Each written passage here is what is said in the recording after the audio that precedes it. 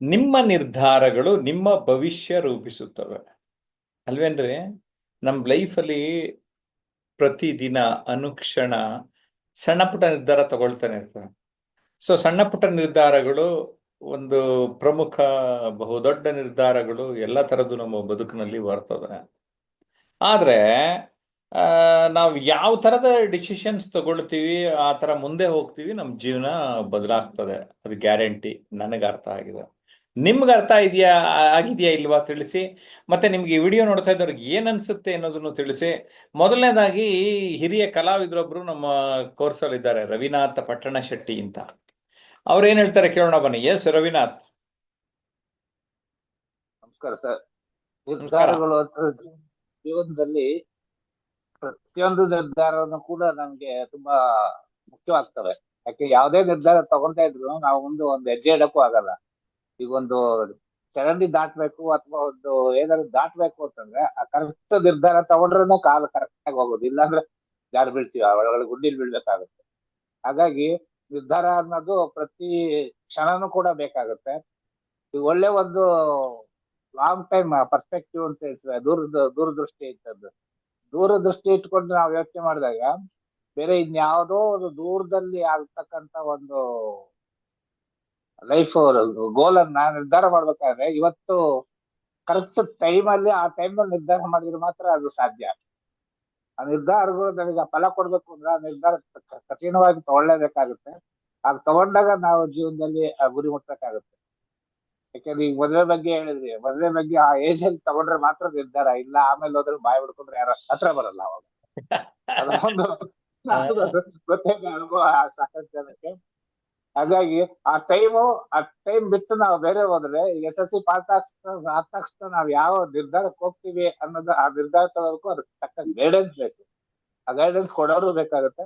ಆ ತಗೊಂಡಾಗ ಆ ನಿರ್ಧಾರ ತಗೊಂಡಾಗ ಅವ್ನು ಹೋಗ್ಬೋದು. ಇಲ್ಲಾಂದ್ರೆ ಇನ್ನೇನೋ ಹೋಗಿ ಸೈನ್ಸ್ ತಗೊಂಡು ಅದ್ ತಗೊಂಡು ಇದ್ ತಗೊಂಡು ಎಲ್ಲೋ ತಗೊಂಡು ಇದೆಲ್ಲ ಹೋಗಿರ್ತಾನೆ, ಕೊನೆಗೆ ಇನ್ನೇನೋ ಅವ್ರು ಹೇಳಿದ್ರಲ್ಲ ಇದ್ರಲ್ಲಿ ಹೋಟ್ಲದ್ ಇದನ್ನೆಲ್ಲ ಸಪ್ಲೈ ಮಾಡೋ ತರ ಆಗೋಗುತ್ತೆ. ಆತರ ಬೇರೆ ಏನೋ ಕೆಲಸ ಮಾಡಿ ಇನ್ನೇನೋ ಓದಿರ್ತಾರೆ, ಇನ್ನೇನೋ ಕೆಲಸ ಮಾಡ್ತಾರೆ. ಆತರ ನಿರ್ಧಾರಗಳು ತಗೊಂಡೇ ಇದ್ದಾಗ ಆ ಪ್ರಾಬ್ಲಮ್ಗಳು ಆಗ್ತಾ ಹೋಗ್ತವೆ ಜೀವನದಲ್ಲಿ.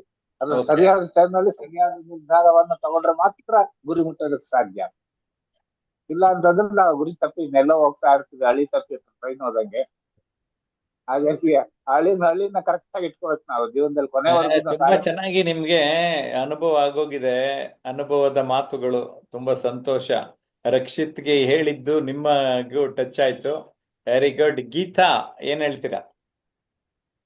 ಸರ್, ನಿಮ್ಮ ನಿರ್ಧಾರಗಳು ನಿಮ್ಮ ಭವಿಷ್ಯವನ್ನು ರೂಪಿಸುತ್ತದೆ. ಖಂಡಿತ ಸರ್. ಪ್ರತಿ ಒಂದು ಕ್ಷಣದಲ್ಲೂ ನಾವು ನಿರ್ಧಾರ ತೆಗೆದುಕೊಳ್ಬೇಕಾದ್ರೆ ಒಂದು 1000 ಸಲ ಯೋಚನೆ ಮಾಡ್ಬೇಕಾಗುತ್ತೆ. ಯಾಕಂದ್ರೆ ಒಂದು ಉತ್ತಮ ಸಂಗಾತಿನ ಆಯ್ಕೆ ಮಾಡ್ಕೊಳ್ಳೋದ್ರಲ್ಲಿ ಸ್ವಲ್ಪ ಎಡವುದ್ರೆ ಒಂದ್ 6 ತಿಂಗಳು ವರ್ಷದಲ್ಲೇ ಡೈವರ್ಸ್ ಆಗೋರು ಸಂಭವ ಇರುತ್ತೆ.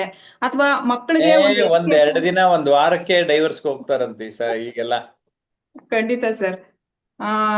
ಒಂದು ಮಕ್ಕಳಿಗೆ ಒಂದು ಒಳ್ಳೆ ಎಜುಕೇಶನ್ ಯಾವ್ದು ಕೊಡಿಸ್ಬೇಕು ಅಂತ ಒಂದು ಕ್ಷಣದಲ್ಲಿ ನಿರ್ಧಾರ ಮಾಡಿ ಅವರ ಭವಿಷ್ಯವನ್ನ ರೂಪಿಸುವಂತಹ ಇದು ನಮ್ಮ ಕೈಲಿರುತ್ತೆ.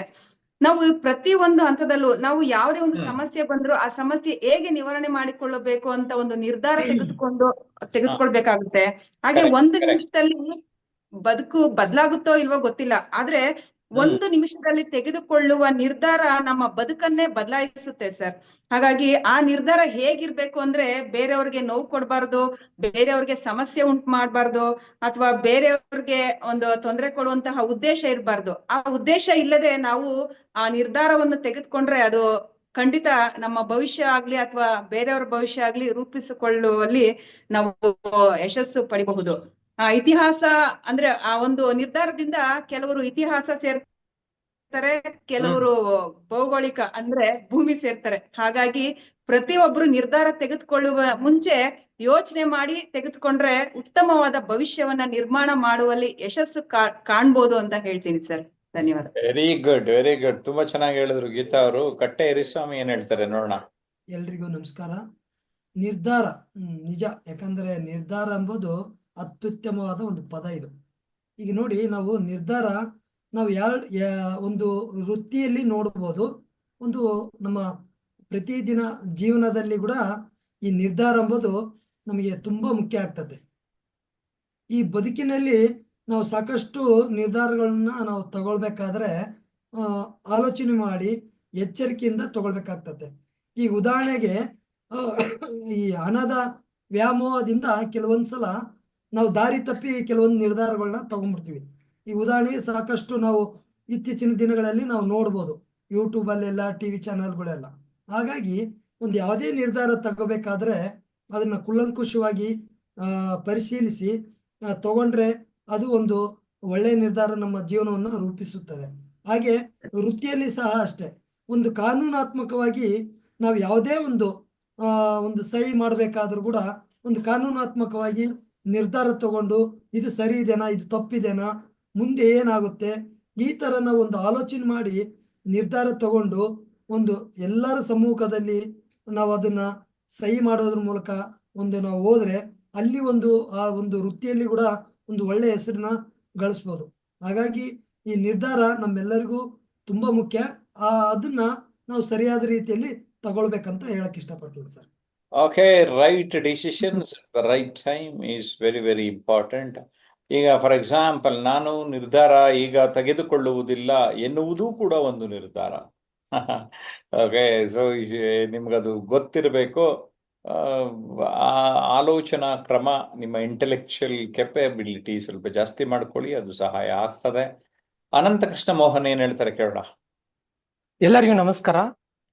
ನಿಮ್ಮ ನಿರ್ಧಾರ ನಿಮ್ಮ ಭವಿಷ್ಯವನ್ನು ರೂಪಿಸುತ್ತೆ ಅನ್ನೋ ಒಂದು ಪದ ಏನಿದೆಯಲ್ಲ, ಇದನ್ನ ನೀವು ಹೆಂಗ್ ಕೊಟ್ಟಿದ್ದೀರೋ ಏನೋ ಅದನ್ನ ಯೋಚನೆ ಮಾಡ್ಕೊಂತ ಹೋದ್ರೆಗಿನ ಇದು ಬಹಳಷ್ಟು ಇದರ ಅರ್ಥನೇ ನಾವು ಪ್ರತಿಯೊಂದು ಜೀವನದಲ್ಲಿ ಪ್ರತಿಯೊಂದು ಸಾರಿ ಡಿಸಿಷನ್ ಮೇಕಿಂಗ್ ತಗೋಬೇಕು.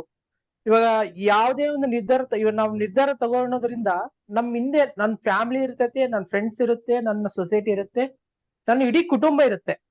ಆ ನಿರ್ಧಾರದಿಂದ ನನ್ನ ವೈಯಕ್ತಿಕವಾದಂತಹ ಇಮೇಜ್ ಕೂಡ ಕಡಿಮೆ ಆಗುತ್ತೆ. ಸೊ ಇಂಥ ಪವರ್ಫುಲ್ ಆದಂತ ನೀವು ಏನ್ ಕೊಟ್ಟಿದ್ದೀರ ಅಂದ್ಮೇಲೆ ನನ್ಗೊಂದ್ ಸ್ವಲ್ಪ ಜ್ಞಾನೋದಯ ಆದಂಗ ಆಯ್ತು ಸರ್. ಇದರಿಂದ ಈ ಈ ಈ ಪದ ಭವಿಷ್ಯದಲ್ಲಿ ನಾವು ಏನ್ ಡಿಸಿಷನ್ ತಗೊಂತೀವಲ್ಲ ಅದು ನಮ್ಮ ಫ್ಯಾಮಿಲಿಗೂ ಎಫೆಕ್ಟ್ ಆಗುತ್ತೆ. ನಮ್ಮ ಇವಾಗ ಭಗವಾನ್ ಸತ್ಸಾಯಿಬಾಬಾ ಅವ್ರು ಹೇಳ್ತಿದ್ರು, ನೀವು ಏನನ ಹೊರಗಡೆ ಅವು ಏನನ ಮಾಡಿದ್ರೆ ನನ್ ಸಾಯಿ ಡಿವೋಟಿ ಅಲ್ಲಪ್ಪ, ನನ್ ನೋಡ್ರಿ ಯಾರನ್ನ ಅಂತ ಕೆಲಸ ಮಾಡಿದ್ರೆ ನನ್ಗೆ ಒಂದು ಕೆಟ್ಟ ಹೆಸರು ಬರುತ್ತೆ ಅಂತ ಹೇಳ್ತಾ ಇದ್ರು. ಅದನ್ನ ಅವಾಗ ತಿಳ್ಕೊಂಡಿದ್ನೇನೋ, ಇವಾಗ ನೀವು ಈ ಪದ ಕೊಟ್ಮೇಲೆ ಇದು ನನ್ನ ಕುಟುಂಬಕ್ಕೆ ಕೂಡ ಎಫೆಕ್ಟ್ ಆಗುತ್ತೆ. ಇವಾಗ ನನ್ಗೆ ಹೇಳ್ಕೊಡುವಂತ ಗುರುಗಳ ಇದು ಎಫೆಕ್ಟ್ ಆಗುತ್ತೆ ಇದರಿಂದ. ಯಾಕಂದ್ರೆ ನಾವು ಏನೋ ಒಂದು ಪ್ರತಿಯೊಂದು ಹೆಜ್ಜೆನಲ್ಲಿ ಕೂಡ ನಮ್ದು ಒಂದು ಒಳ್ಳೆ ಬೆಳವಣಿಗೆಯಿಂದನೇ ನಮ್ ಜೀವನ ನಡೆಸೋಂಥದ್ದನ್ನೇ ಮಾಡ್ಬೇಕು. ಇದ್ರ ಹಿಂದೆ ನಾವು ಯಾವುದೇ ತಪ್ಪು ಮಾಡಿದ್ರು ಕೂಡ ಅದನ್ನ ಕೂಡ ಯಾವ ರೀತಿ ತಿದ್ಕೊಂಡು ಹೋಗ್ಬೇಕು ಅನ್ನೋದು ಕೂಡ ನೀವು ಬರೆದಿರುವಂತಹ ಪುಸ್ತಕಗಳಾಗಿರ್ಬೋದು, ಇನ್ನೊಂದು ಅದನ್ನ ಕಲ್ತು ಕೂಡ ಜ್ಞಾನ ಬೆಳೆಸ್ಕೊಂಡು ಹೋಗ್ಬೋದು. ಇವಾಗ ಎಕ್ಸಾಂಪಲ್, ಮನೆ ಮುಂದೆ ಒಂದು ಡಾಟ್ ಡಾಟ್ ಡಾಟ್ ಡಾಟ್ ಹಾಕಿ ಆಮೇಲೆ ಕೊನೆಯಲ್ಲಿ ಒಂದು ಹಾರ್ಟ್ ತರ ಒಂದು ರಂಗೋಲಿ ಹಾಕ್ತಾರೆ. ಅಂದ್ರೆ ನಮ್ ಜೀವನದಲ್ಲಿ ಎಲ್ಲಾ ಸಮಸ್ಯೆಗಳೆಲ್ಲವೂ ನಾವು ಅನುಭವಿಸ್ಬಿಟ್ಟಿರ್ತೀವಿ. ಡಿಸಿಷನ್ ಮೇಕಿಂಗ್ ನಮ್ಗೆ ಗೊತ್ತಿಲ್ದಂಗೆನೆ ನಾವು ತಗೊಂಡಿರ್ತೀವಿ. ಅಂತದನ್ನು ಕೂಡ ನಾವು ಒಂದು ಸುಂದರವಾದಂತ ಒಂದು ಹಾರ್ಟ್ ತರ ಹಾಕೊಂಡು ಅದನ್ನ ಒಂದು ಬ್ಯೂಟಿಫುಲ್ ಆದಂತ ಒಂದು ವೆಲ್ಕಮ್ ತರನು ಮಾಡ್ಕೋಬೇಕು ಜೀವನ ಅನ್ನೋದು ಕೂಡ ಇದರಿಂದ ಅರ್ಥ ಆಗ್ತಾ ಐತಿ. ಆಮೇಲೆ ಇದೇ ಸಂದರ್ಭದಲ್ಲಿ ಇನ್ನೊಂದು ಕೂಡ ನಾನು ಹೇಳಕ್ ಇಷ್ಟಪಡ್ತೀನಿ. ಒಂದು ಆಸ್ಥಾನದಲ್ಲಿ ಒಬ್ರು ಬರ್ತಾರೆ, ಒಂದು ಸವಾಲ್ ಹಾಕ್ತಾರೆ. ಒಂದು ಸಕ್ರಿನ ಒಂದು ಉಪ್ಪುನ ಎರಡನ್ನು ಮಿಕ್ಸ್ ಮಾಡ್ಬಿಟ್ಟು ನೀವು ಇದನ್ನ ಯಾರನ್ನ ಇದನ್ನ ಬೇರ್ಪಡಿಸ್ತೀರಾ ಅಂತ ಸವಾಲ್ ಹಾಕ್ತಾರೆ. ಅವಾಗ ಇವ್ರಿದ್ದು ಇದಕ್ಕೆ ನಾನು ಸ್ವಲ್ಪ ಆಲೋಚನೆ ಮಾಡ್ತೀನಿ, ಒಂದಿನ ಟೈಮ್ ಕೊಡ್ರಿ ಅಂತ ಹೇಳ್ತಾನೆ. ತಿರ್ಗಾ ಒಂದಿನ ಆದ್ಮೇಲೆ ಅವನು ರಾಜನ್ನ ಅಲ್ಲಿ ಬಂದಿರೋ ಸವಾಲ್ ಹಾಕಿರೋನ ಇಬ್ಬರನ್ನ ತಗೊಂಡೋಗಿ ಒಂದು ಗಿಡದ ಹತ್ರ ಕರ್ಕೊಂಡೋಗಿ ಅದನ್ನ ಅಲ್ಲಿ ಹಾಕ್ತಾನೆ. ಹಾಕಿದಾಗ ಅಲ್ಲಿ ಬಂದು ಇರ್ಬಿಗಳೆಲ್ಲ ಸಕ್ರಿ ತಗೊಂತೈತಿ, ಇನ್ನು ಉಪ್ಪು ಉಳಿತೈತಿ. ಸೊ ಜೀವನದಲ್ಲಿ ನಾವು ಯಾವುದೇ ಡಿಸಿಷನ್ ಮೇಕಿಂಗ್ ನಲ್ಲಿ ತಗೊಂಡು ತಪ್ಪು ನಿರ್ಣಯ ಮಾಡ್ಕೊಂಡ್ರು ಕೂಡ ನಿಮ್ಮಂತವ್ರ ಆದರ್ಶದಲ್ಲಿ ಏನೋ ಈ ರೀತಿ ಸಕ್ರಿನ ಹೆಂಗ ತೆಗಿತೀವೋ ಅದೇ ರೀತಿ ಜೀವನದಲ್ಲಿ ಕೂಡ ಬೇರ್ಪಡಿಸ್ಕೊಂಡು ಒಂದು ಸುಂದರವಾದ ರಂಗೋಲಿ ತರ ನಮ್ ಜೀವನ ನಡ್ಸ್ಕೊಂಡು ಹೋಗೋಕೆ ಎಲ್ಲದನ್ನು ಮಾಡ್ಕೊಂಡು ಹೋಗಂತ ನಿಮ್ಮ ಆದರ್ಶ, ನಿಮ್ಮಂತ ಈ ಕಲಿಕೆ ನಮಗೆ ಬೇಕಾಗಿರೋದಂತ ಈ ಸಂದರ್ಭದಲ್ಲಿ ಹೇಳಕ್ ಇಷ್ಟಪಡ್ತೀನಿ. Thank you sir. Anantha Krishna Mohan, ನಿಮ್ಮ ಕತೆ ತುಂಬಾ ಚೆನ್ನಾಗಿತ್ತು. ಪುಸ್ತಕಗಳ ಬಗ್ಗೆ ಓದಿ ಅಂತ ಅಂದ್ರಿ, ಅದಕ್ಕೆ ನನ್ನ ಬ್ಯಾಕ್ಗ್ರೌಂಡ್ ಅಲ್ಲಿ ಪುಸ್ತಕಗಳ ಟೈಟಲ್ಗಳನ್ನ ಹಾಕಿದ್ದೇನೆ. ಅನೇಕ ಪುಸ್ತಕಗಳನ್ನ ಇದುವರೆಗೆ ಪಬ್ಲಿಷ್ ಮಾಡಿದ್ದೇನೆ. ಸಪ್ನಾ ಬುಕೋಸ್ sapnaonline.com ನಲ್ಲಿ ತಾವೆಲ್ಲರೂ ಈ ಕೃತಿಗಳನ್ನ ಪಡೆಯಿರಿ. ಜೊತೆಗೆ ವ್ಯಕ್ತಿತ್ವ ಚಂದನ, ವ್ಯಕ್ತಿತ್ವ ವಿಕಸನಕ್ಕೆ ಪೂರಕವಾದ ಕೃತಿ ಕೂಡ ಬಿಡುಗಡೆಯಾಗಿದೆ. ಮತ್ತು ಮಾತುಗಾರರಿಗೆ ಅನುಕೂಲ ಆಗುವ ಹಾಗೆ ನಿಮಗೆಲ್ಲ ಗೊತ್ತು, ನುಡಿಗನ್ನಡಿ ಎನ್ನುವ ಕೃತಿಯನ್ನ ನಾನು ಬರೆದು 20 ವರ್ಷ ಆಯಿತು. ಅದು ಒಂದು ರೀತಿಯ ಬೇಸಿಕ್ ಫೌಂಡೇಶನ್ ಕೋರ್ಸ್ ಇದು, ನುಡಿಗನ್ನಡಿ ಎನ್ನುವಂಥದ್ದು. ಈ ನಿರೂಪಿಸಿ ಕೃತಿ ನಿಮ್ಮನ್ನ ನೆಕ್ಸ್ಟ್ ಲೆವೆಲ್ಗೆ ತೆಗೆದುಕೊಂಡು ಹೋಗುತ್ತೆ. 30-35 ನಿರೂಪಕರ ಅನುಭವಗಳನ್ನ ಕೂಡ ಇಲ್ಲಿ ದಾಖಲಿಸಿದ್ದೇನೆ ಅಂತ ಹೇಳೋದಕ್ಕೆ ಇಲ್ಲಿ ಇಷ್ಟಪಡ್ತಾನೆ. ಜೊತೆಗೆ ಈ ಸಾಧಕರ ಚಂದನ ಎನ್ನುವ ಕೃತಿಯಲ್ಲಿ 16 ಸಾಧಕರ ಬಗ್ಗೆ ಬರೆದಿದ್ದೇನೆ. ಅವರು ಅವರ ಬದುಕಿನಲ್ಲಿ ಉತ್ತಮ ನಿರ್ಧಾರಗಳನ್ನು ಹೇಗೆ ತೆಗೆದುಕೊಂಡ್ರು ಅನ್ನುವಂಥದ್ದು ಈ ಒಂದು ಕೃತಿಯನ್ನ ಓದಿದ್ರೆ ನಿಮ್ಮೆಲ್ರಿಗೂ ಗೊತ್ತಾಗ್ತದೆ, ಲಭ್ಯ ಆಗ್ತದೆ. ನೀವು ಓದುಗರಾಗಿ ಜೊತೆಗೆ ನಿಮಗೆ ಕೋರ್ಸಸ್ ಅಟೆಂಡ್ ಮಾಡಬೇಕಂದ್ರೆ ಕೋರ್ಸ್ ಅಟೆಂಡ್ ಮಾಡಿ ನಮ್ಮ ಆನ್ಲೈನ್ ಆಫ್ಲೈನ್ ವರ್ಕ್ಶಾಪ್ಗಳಲ್ಲಿ ಭಾಗಿಯಾಗಿ ಅಂತ ಹೇಳೋದಕ್ಕೆ ಇಷ್ಟಪಡ್ತಾನೆ. ಹೇಗೆ ಸರ್ ಕನೆಕ್ಟ್ ಆಗೋದು ಅಂದರೆ ಈ ನಂಬರ್ ನೀಡಿದ್ದೇನೆ. ನೀವು ಸಂದೇಶ ಕಳಿಸ್ಬೋದು, ಮಾತಾಡ್ಬಿಟ್ಟು ನಮ್ಮ ಮುಂದಿನ ಕಾರ್ಯಕ್ರಮಗಳಿಗೆ ಕನೆಕ್ಟ್ ಆಗಿ. ಜಯಪ್ರಕಾಶ್ ನಾಗ್ತಿಹಳ್ಳಿ ಹಾಗೂ ಟ್ರಾನ್ಸ್ಮಿಷನ್ ಅನ್ಲಿಮಿಟೆಡ್ ಯೂಟ್ಯೂಬ್ ಚಾನಲ್ ಇನ್ನೂ ಸಬ್ಸ್ಕ್ರೈಬ್ ಮಾಡಿಲ್ಲ ಅಂದರೆ ಈಗಲೇ ಸಬ್ಸ್ಕ್ರೈಬ್ ಮಾಡಿ. ಮತ್ತು ನಾನು ಯಾವಾಗಲೂ ಕಾಮೆಂಟ್ ಮಾಡೋದಕ್ಕೆ ಪ್ರೋತ್ಸಾಹ ಮಾಡ್ತೇನೆ. ಯಾಕೆಂದರೆ ಬರಿತಾನೆ ನಮ್ಮ ಬರವಣಿಗೆ ಇಂಪ್ರೂವ್ ಆಗ್ತದೆ, ನಮ್ಮ ಥಾಟ್ಸ್ ಪ್ರೊಸೆಸ್ ಇಂಪ್ರೂವ್ ಆಗುತ್ತೆ. ಈವನ್ ಬಾಯಲ್ಲಿ ಮಾತುಗಳು ಬರಬೇಕು ಅಂದರೆ ಇಲ್ಲಿ ಥಾಟ್ಸ್ಗಳು ಕ್ಲಾರಿಟಿ ಇರಬೇಕು. ಥಾಟ್ಸ್ ಕ್ಲಾರಿಟಿ ಇದ್ದರೆ ವರ್ಡ್ಸ್ ಕ್ಲಾರಿಟಿ ಬರ್ತದೆ. And these words will shape our life. ನಾವು ಏನು ಆಡ್ತೀವಿ ಪದಗಳು ನಮ್ಮ ಬದುಕನ್ನು ಬದಲಿಸುತ್ತೆ. ಸೇಮ್ ವೇ ನಾವು ತೆಗೆದುಕೊಳ್ಳುವ ನಿರ್ಧಾರಗಳು ನಮ್ಮ ಬದುಕನ್ನ ನಿರ್ಮಾಣ ಮಾಡ್ತವೆ.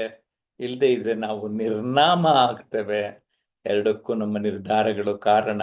Take A right decision at the right time. What is that right time? That is the present, that is now. Okay, ನಾನು ನಿಮ್ಮ ಬರವಣಿಗೆ ನಿಮ್ಮ ಹಣೆ ಬರಹವನ್ನು ಬರೆಯಬಲ್ಲದು ಅಂತ ಹೇಳ್ತಾ ಇರ್ತಾನೆ. Same you can script your own future. For that mentoring, for that training, then the consulting always helps. Anyway, ನಮ್ಮ ಯೂಟ್ಯೂಬ್ ಚಾನಲ್ಗಳಲ್ಲಿ ಮಾಹಿತಿಯನ್ನು ನೀಡಿದ್ದೇನೆ. ನೀವು ಪ್ರೇರಣೆ ಹೊಂದಬೇಕು ಅಥವಾ ಪರಿವರ್ತನೆ ಹೊಂದಬೇಕು ಅಂದರೆ ನಮ್ಮ ಪುಸ್ತಕಗಳನ್ನು ಓದ್ಕೊಂಡು ನಮ್ಮ ಕೋರ್ಸನ್ನು ಬೇಗ ಸೇರಿ ಅಂತ ಹೇಳೋದಕ್ಕೆ ಇಷ್ಟಪಡ್ತೇನೆ. ಮತ್ತೊಂದು ವಿಡಿಯೋನಲ್ಲಿ ಭೇಟಿ ಆಗೋಣ. ಅಲ್ಲಿವರೆಗೂ ಬಾಯ್.